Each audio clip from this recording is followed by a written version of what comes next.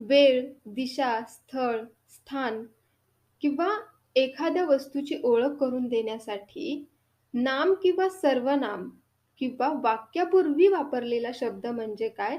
तर preposition. Like on the table. The table हा जो वर्ड आहे त्याच्या पूर्वी काय वापरलेला आहे तर ऑन.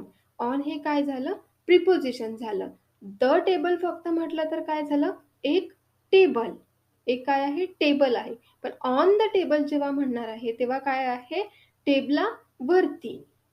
नेक्स्ट काय आहे? In the kitchen. The kitchen फक्त म्हटलं तर काय झालं? एक किचन. इन द किचन म्हटलं तर काय झालं? किचन मध्ये. म्हणजे द किचनच्या अगोदर जो वर्ड यूज केला आहे इन, ते काय आहे? प्रिपोजिशन आहे. चला तर मग आपण प्रिपोजिशन्स पाहूया. पहिलं प्रिपोजिशन आहे आउटसाइड. आउटसाइड मीन्स बाहेर. Children are playing outside. Children are playing outside. मुले बाहेर खेळत आहेत. इथं जर आपण आउटसाइड, आउटसाइड हे प्रिपोजिशन यूज नाही केलं तर वाक्य काय होणार आहे? चिल्ड्रन आर प्लेइंग म्हणजे मुलं काय करत आहेत? खेळत आहेत. पण कुठे खेळत आहेत? हे माहिती नाहीये. हे वाक्य चिल्ड्रन आर प्लेइंग हे वाक्य मुलं कुठं खेळत आहेत हे दाखवत नाहीयेत.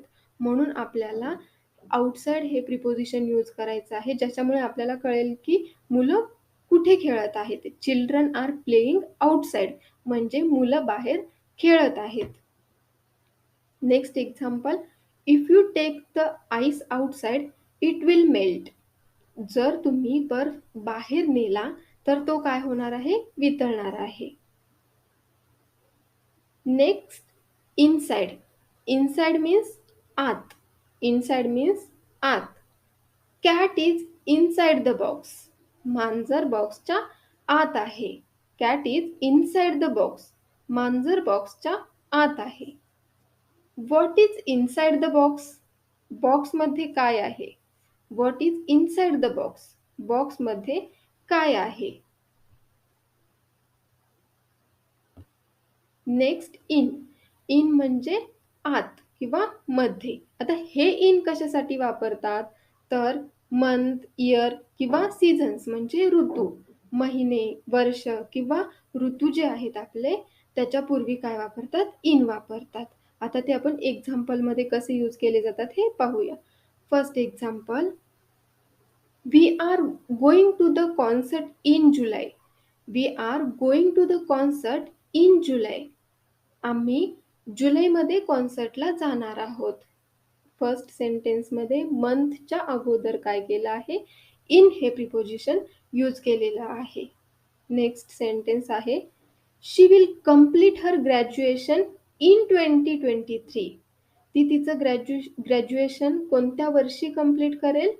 In 2023. She will complete her graduation in 2023. ती 2023 मध्ये तिचे ग्रॅज्युएशन पूर्ण करेल. We will go to Mahabaleshwar in winter. We will go to Mahabaleshwar in winter. आपण हिवाळ्यात महाबळेश्वरला जाऊ. विंटर हे काय आहे? सीझन आहे. म्हणजे विंटर हा हिवाळा हा ऋतू आहे. त्याच्या अगोदर काय केलं आहे? इन हे प्रिपोजिशन यूज केलेलं आहे. Next in. My mother is in the kitchen. My mother is in the kitchen. आता हे इन कशासाठी यूज केलेलं आहे? तर ती ठराविक रूममध्ये आहे. एक निश्चित जागा आहे. त्या जागेमध्ये ती आहे. My mother is in the kitchen. माझी आई स्वयंपाकघरात आहे. जेव्हा तुम्हाला म्हणायचं असेल की माय मदर म्हणजे माझी आई घरी आहे किंवा माझी आई घरात आहे, तेव्हा इन हे प्रिपोजिशन येत नाही. तेव्हा काय येतं? My mother is at the house. At the house. ती घरात आहे. पण ती नक्की कुठे आहे हे माहिती आहे का? किचनमध्ये आहे, बेडरूममध्ये आहे की हॉलमध्ये आहे हे माहिती नाहीये. म्हणून काय? तर my mother is at the house. पण जेव्हा तुम्हाला माहिती आहे की तुमची आई कुठे आहे, ती किचनमध्ये आहे, तेव्हा काय करणार आहे? इन हे प्रिपोजिशन यूज करणार आहे. My mother is in the kitchen. माझी आई स्वयंपाकघरात आहे. Next, I live in Kolhapur. I live in Kolhapur. मी कुठे राहतो? कोल्हापूरमध्ये राहतो. Next, tea is in the cup. Tea is in the cup. चहा कुठे आहे? कपात आहे. चहा कपात आहे. नेक्स्ट प्रिपोजिशन आहे इनटू. इनटू म्हणजे सुद्धा आत किंवा मध्ये. पण या इनटूचा अर्थ काय आहे? हे इनटू कशासाठी वापरतात? तर इनटू हे वापरतात मूवमेंट शो करण्यासाठी. टू शो मूवमेंट म्हणजे हालचाल. हालचाल जेव्हा असते तेव्हा काय वापरायचं आहे? इनटू हे प्रिपोजिशन वापरायचं आहे. शी poured the tea into the cup. She poured the tea into the cup. तिने कपमध्ये चहा ओतला. म्हणजे ती क्रिया काय आहे? चालू आहे. मूवमेंट चालू आहे. म्हणून काय येणार आहे? शी poured the tea into the cup. जर चहा ऑलरेडी कपमध्ये आहे, दिसतोय आपल्याला तो ऑलरेडी कपमध्ये आहे, तेव्हा काय म्हणणार आहात? T is in the cup. आणि जेव्हा ओतला जातोय तेव्हा काय म्हणणार आहात? शी poured the tea into the cup. Next example, a frog is jumping into the water. A frog is jumping into the water. बेडूक काय करत आहे? पाण्यात उडी मारत आहे. बेडूक पाण्यात उडी मारत आहे. मूवमेंट आहे तिथे. म्हणून काय येणार आहे? A frog is jumping into the water. Third example जे आहे ते बघा, a frog is in the water. Frog म्हणजे बेडूक काय आहे? ऑलरेडी पाण्यात आहे. ऑलरेडी पाण्यात आहे. म्हणून तिथं काय प्रिपोजिशन यूज करणार आहात? इन. इन हे प्रिपोजिशन यूज करणार आहात किंवा जेव्हा तिथं ऑलरेडी आहे आणि जेव्हा मूवमेंट असते तेव्हा काय यूज करणार आहात? इनटू हे प्रिपोजिशन यूज करणार आहात. Now next. नेक्स्ट प्रिपोजिशन आहे अंडर. अंडर मीन्स च्या खाली. अंडर मीन्स च्या खाली. The ball is under the table. Ball कुठे आहे? टेबलाच्या खाली आहे. चेंडू टेबलाखाली आहे. The ball is under the table. She keeps her keys under the pillow. ती तिच्या चाव्या उशीखाली ठेवते. She keeps her keys under the pillow. Next, about. About means च्या बद्दल. अबाउट मीन्स च्या बद्दल. What are you talking about? What are you talking about? तू कशाबद्दल बोलत आहेस? तू कशाबद्दल बोलत आहेस? What are you talking about? She told him all about her childhood. She told him all about her childhood. तिने त्याला तिच्या बालपणाबद्दल सर्व सांगितले. तिने त्याला तिच्या बालपणाबद्दल सर्व सांगितले. She told him all about her childhood. तर नेक्स्ट, ऑन, ऑन टू आणि अबव या तिन्हीचा मीनिंग काय आहे? सेम आहे, म्हणजे वर. ऑन, ऑन टू, अबव तिन्हीचा मीनिंग आहे वर. पण ते यूज कसं करायचं हे आपण एक्झाम्पल थ्रू पाहणार आहोत. फर्स्ट इमेज बघा. ॲपल कुठं आहे? बॉक्सवरती आहे. सरफेसला टच केलेला आहे. सरफेसला टच केलेला आहे. ऑलरेडी त्याच्यावरती ठेवलेला आहे. म्हणून काय येणार आहे? And Apple is on the box. स्पर्श जेव्हा केलेला असेल तेव्हा काय येणार आहे? ऑन हे प्रिपोजिशन आपण यूज करणार आहे. And Apple is on the box. 2 नंबरची इमेज बघा. जो मुलगा आहे तो काय करत आहे? विटांची जी भिंत आहे त्याच्यावरून उडी मारत आहे. म्हणजे त्याची काय आहे? मूवमेंट चालू आहे. हालचाल चालू आहे. तो भिंतीवरून उडी मारत आहे. मग तेव्हा कोणतं प्रिपोजिशन यूज करायचं आहे? तर ऑन टू हे प्रिपोजिशन यूज करायचं आहे. Boy is jumping on to the brick. Boy is jumping on to the brick. मुलगा काय करत आहे? भिंतीवरून उडी मारत आहे. भिंतीवरून उडी मारत आहे. इथे सुद्धा ऑन टूचा मीनिंग काय आला आहे? वर. पण काय आहे? त्याची हालचाल चालू आहे. तेव्हा काय करायचं आहे? ऑन टू हे प्रिपोजिशन यूज करायचं आहे. Third image. थर्ड इमेजमध्ये बघा. बॉक्स खाली आहे आणि बॉल वरती आहे. त्याला टच केलेला नाही किंवा त्याची मूव्हमेंट चालू नाहीये. तो वरती आहे. बॉक्सच्या वरती बॉल आहे. तेव्हा कोणतं प्रिपोझिशन यूज करायचं आहे? अबोव्ह. म्हणजे स्पर्श जेव्हा वस्तूनी स्पर्श केलेला नसेल, तेव्हा काय करायचं आहे? अबोव्ह हे प्रिपोझिशन यूज करायचं आहे. Ball is above the box. Ball is above the box. म्हणजे बॉल कुठे आहे? बॉक्सच्या वरती आहे. आपण ऑन, ऑन टू आणि अबाउटचे आणखी काही एक्झाम्पल्स पाहूया. ऑन, ऑन स्पर्श असल्यास आपण यूज करतोय. म्हणजे एक्झाम्पल पहा, the cat is sleeping on the pillow. Cat कुठे झोपली आहे? मांजर कुठे झोपली आहे? पिलोच्या वरती झोपली आहे आणि ते काय केलेलं आहे? टच केलेलं आहे. ती काय वरती अशी तरंगत नाहीये. ती पिलोवरती झोपलेली आहे. म्हणजे काय? The cat is sleeping on the pillow. Okay. Next example, the ball is on the table. Ball कुठे आहे? टेबलवरती आहे. The ball is on the table. ऑनचे आणखी काही यूज आहेत ते आपण आणखी एक्झाम्पलमध्ये पाहूयात. ठीक आहे. आता हे ऑन कशासाठी यूज करतात? तर दिवस किंवा तारीख सांगण्यासाठी काय करायचं आहे? हे ऑनचा यूज करायचा आहे. He will come on Sunday. He will come on Sunday. तो रविवारी येईल. तो कधी येईल? रविवारी येईल. ठीक आहे. Next, he was born on 12th February 2001. म्हणजे इथे इयरच्या अगोदर किंवा डेटच्या अगोदरही काय केलेलं आहे? तारखेच्या अगोदर ऑन हे प्रिपोझिशन यूज केलेलं आहे. He was born on 12th February 2001. म्हणजे डेटच्या अगोदर ऑन हे प्रिपोझिशन यूज होतं आणि डेच्या अगोदरही ऑन हे प्रिपोझिशन यूज होतं.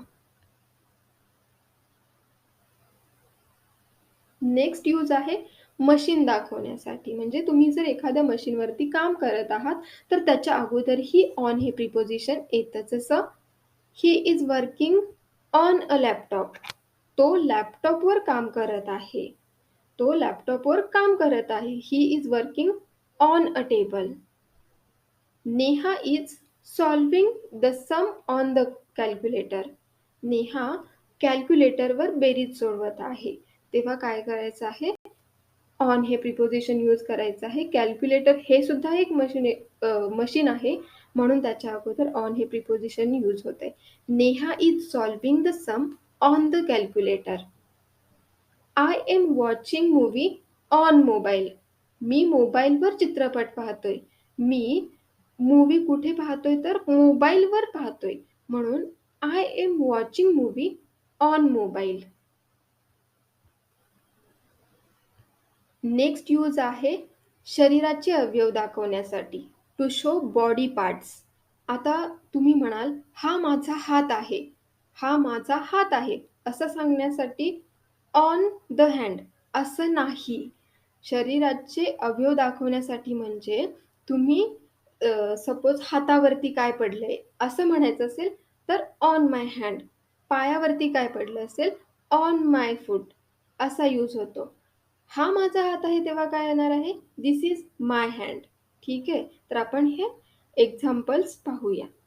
The ice cream fell on my hand. The ice cream fell on my hand. Ice cream माझ्या हातावर पडले. Stone fell on my foot. Stone fell on my foot. माझ्या पायावर दगड पडला. माझ्या पायावर दगड पडला. तेव्हा काय? Stone fell on my foot. She is wearing a ring on her finger. तिने बोटात अंगठी घातली. आता इथे she is wearing a ring in her finger येणार नाही. आपण मराठीत बोलताना काय बोलतो? तर बोटात. तिने बोटात अंगठी घातली. पण इथे त्याचा अर्थ किंवा इथे जे प्रिपोजिशन यूज करायचं आहे ते काय येणार आहे? On her finger. म्हणजे जी अंगठी आहे ती बोटावर घातलेली आहे. बोटात म्हणजे स्किनच्या आतमध्ये घातलेली नाहीये. ती वरून बोटावरती दिसते ना. मग इथं काय प्रिपोजिशन येणार आहे? She is wearing a ring on her finger. ठीक आहे. आता आपण नेक्स्ट बघूया ऑन टू. ऑन टू म्हणजे सुद्धा वर. हे आपण अगोदर पाहिलं. ऑन टू कशासाठी यूज करतात, तर टू शो मूव्हमेंट, हालचाल दाखवण्यासाठी. इथे फर्स्ट एक्झाम्पलमध्ये बघा, पक्षी काय करत आहे, झाडावर उडत आहे, झाडावरून उडत आहे. तर the bird is flying on to the tree. The bird is flying on to the tree. पक्षी झाडावर उडत आहे. The girl is jumping on to the box. The girl is jumping on to the box. म्हणजे मुलगी पेटीवर काय करत आहे, उडी मारत आहे. मुलगी पेटीवर उडी मारत आहे म्हणजे the girl is jumping on to the box. Next, he climbed on to the roof of the building. तो इमारतीच्या छतावर चढला. He climbed on to the roof of the building. आता जे नेक्स्ट एक्झाम्पल आहे, he put the bag on किंवा on to the table. या दोन्हीचा मिनिंग काय होतो, त्याने बॅग टेबलावर ठेवली. पण जेव्हा ऑलरेडी बॅग टेबलवरती आहे, जेव्हा ऑलरेडी बॅग टेबलवरती आहे, तेव्हा तुम्ही काय यूज करणार आहात, he put the bag on the table. त्याने बॅग टेबलवरती काय केलेली आहे, ठेवलेली आहे. तिथं बॅग ठेवलेली आहे. पण जेव्हा तो ठेवत असताना, तिथं क्रिया चालू असताना काय करायचं आहे यूज, तर he put the bag on to the table. He put the bag on to the table. त्याने बॅग टेबलावर ठेवली.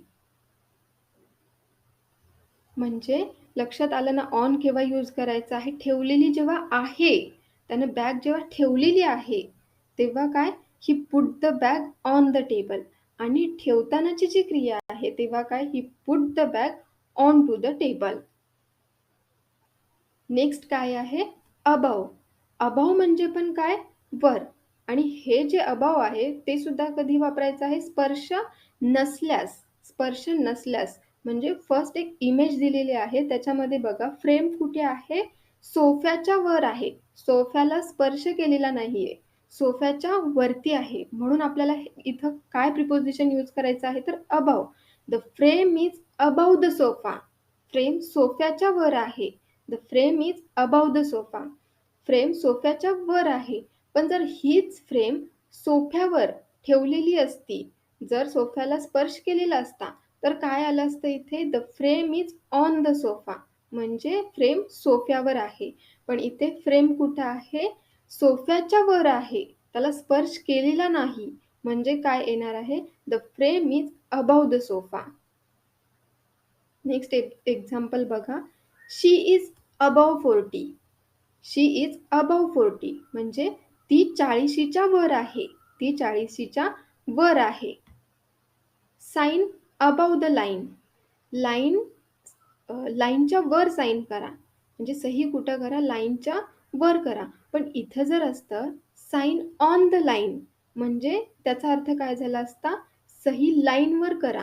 म्हणजे जे लाईन मारलेली आहे त्याच्यावरतीच सही करा. पण इथं काय सांगितलं आहे, साइन अबाव द लाईन म्हणजे काय करा, लाईनच्या वर सही करा. नेक्स्ट प्रिपोजिशन आहे अक्रॉस. अक्रॉस मीन्स च्या पलीकडे. अक्रॉस मीन्स च्या पलीकडे. My office is across the road. My office is across the road म्हणजे माझे ऑफिस रस्त्याच्या पलीकडे आहे.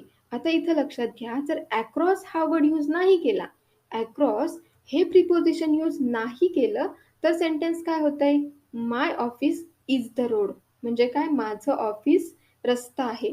अर्थ किती बदलतो हे लक्षात घ्यायचं आहे. त्यासाठी प्रिपोजिशन किती महत्वाचं आहे आणि ते कसं यूज करायचं आहे हेही तितकंच महत्वाचं आहे.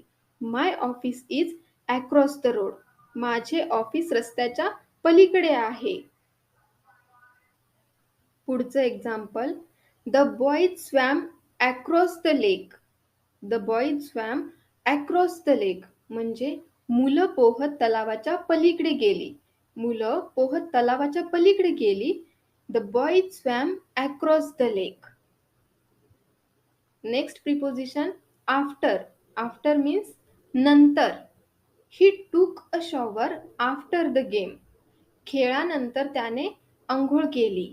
खेळानंतर त्याने अंघोळ केली. He took a shower after the game. We will leave after lunch. आम्ही दुपारच्या जेवणानंतर निघू.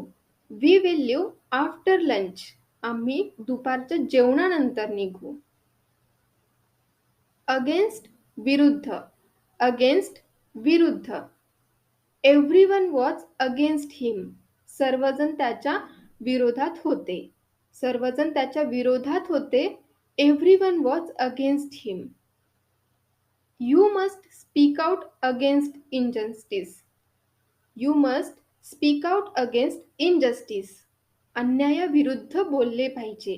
काय केले पाहिजे? अन्यायाविरुद्ध बोलले पाहिजे. मग you must speak out against injustice.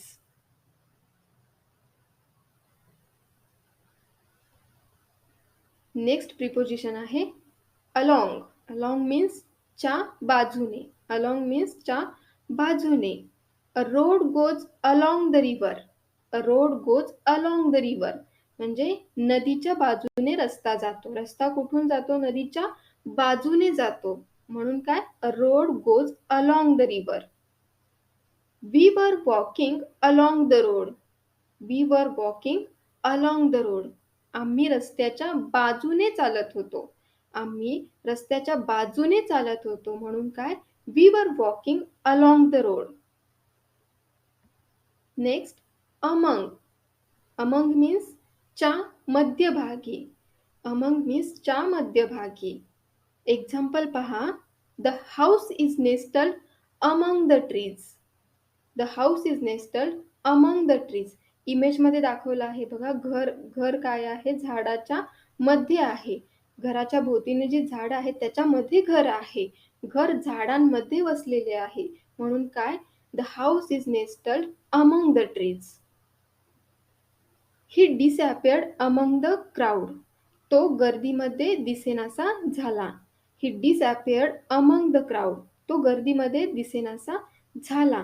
म्हणजे इथं अमंगचा अर्थ जो आहे तो असा लक्षात घ्यायचा आहे की 2 पेक्षा जास्त वस्तू किंवा गोष्टी जेव्हा असतात तेव्हा काय करायचं आहे? अमंग हे प्रिपोजिशन यूज करायचं आहे. 2 पेक्षा जास्त गोष्टींच्या मध्ये जेव्हा एखादी वस्तू असते तेव्हा काय करायचं आहे? अमंग हे प्रिपोजिशन यूज करायचं आहे. मग आता 2च गोष्टी असतील तेव्हा कोणतं प्रिपोजिशन यूज करायचं आहे?